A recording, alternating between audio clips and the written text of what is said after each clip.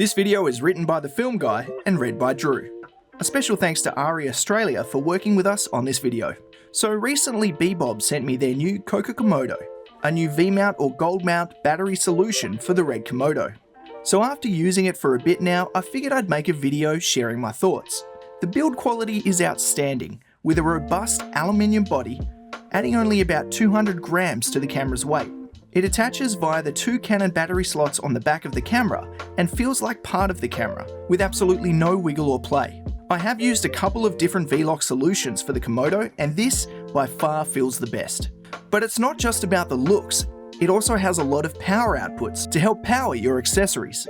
One twist D-tap 12V 5A, two LEMO 2-pin 12V 2A, one USB-C 5V, one USB-A 5V 2A, and one LEMO 2-pin. All can be very useful connections depending on what you do. The unique thing about the COCO-MODO is it looks to be designed to help ease the pain of working around the Komodo's one giant flaw, the 12G SDI port shorting issue, which basically means when the SDI shorts on the camera and can no longer output a video signal via SDI, you have to send it back to Red to be repaired, and this repair isn't covered by the warranty. And on top of this, if you're like me and don't live in America, you can be waiting a long time for repair.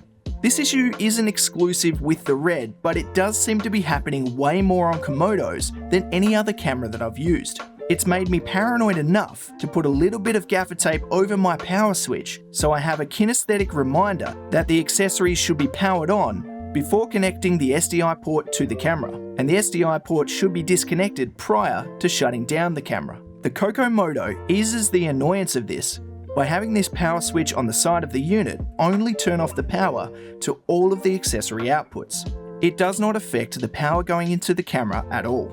This is a smart prevention method, as Red don't seem to be addressing the issue themselves. Now moving on to tangible negatives, I only really have one big one, and then a bunch of things I think can be improved upon for a Mark II. My main grievance is the COCO-MODO doesn't pass along the battery data to the camera, which means the only way of checking how much time we have left is by using the visual indicator on the battery itself, which is vague at best on most batteries, including Bebob's. My assumption is it is difficult to do that and also give accurate voltage and runtime to the camera itself, because they are trying to isolate the power going to the accessories and the power going to the camera. I have spoken to Bebob about this, and this is what was said. We are constantly in discussion with Red to further develop and improve our products. In principle, the data from Bebob batteries can be processed by Red cameras. However, the camera currently detects the immediate battery voltage via the COCO-MODO with the supply cable, so that the voltage is shown in the display. We will do our best to provide the complete battery data, but we cannot promise this at the moment. Personally, I take that as it's not going to happen. At least not on this generation of the product, which is a shame because at the end of the day, it's just about making the operator feel a little bit more secure with the camera. Part of the safety procedure is to disconnect the SDI before turning off the camera. If your battery dies before you can do this, you might have an issue. Which leads me to the next thing I think they need to improve, and that is V-lock placement.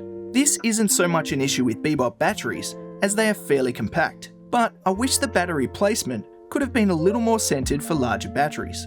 Because of its sideways loading, it leads the battery to hang over the right-hand side of the Komodo. And for those of us who have a lot of different V-locks of different brands, you're going to feel very unbalanced.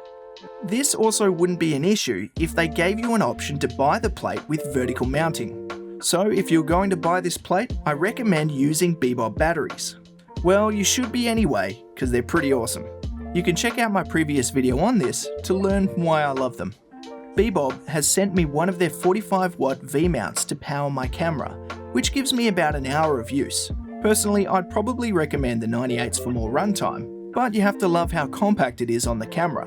Let's wrap up. If you are looking for a professional feeling solution, and you want to power your accessories via your V-mount and not via individual batteries, then honestly, I think this is probably the best solution for Komodo owners at this point in time, and I would absolutely recommend it. It's going to be sitting on my Komodo for the foreseeable future. But sadly, it's not a perfect product. It's really up to your own personal preference on whether those things are going to be an issue for you. And with that said, let's end the video. I'll put some links down in the description for where you can buy them online. You can follow me and the Film Guy via the social links below. Like and subscribe, and we'll catch you next time. Life is good, but it can be better. It's real simple. Check out the film on YouTube. He's totally wicked! Without a doubt, really. awesome. I want to subscribe. Good now. I'm talking to you. I'm here to save you From horrible channels all over On the internet, you kids are gonna love it.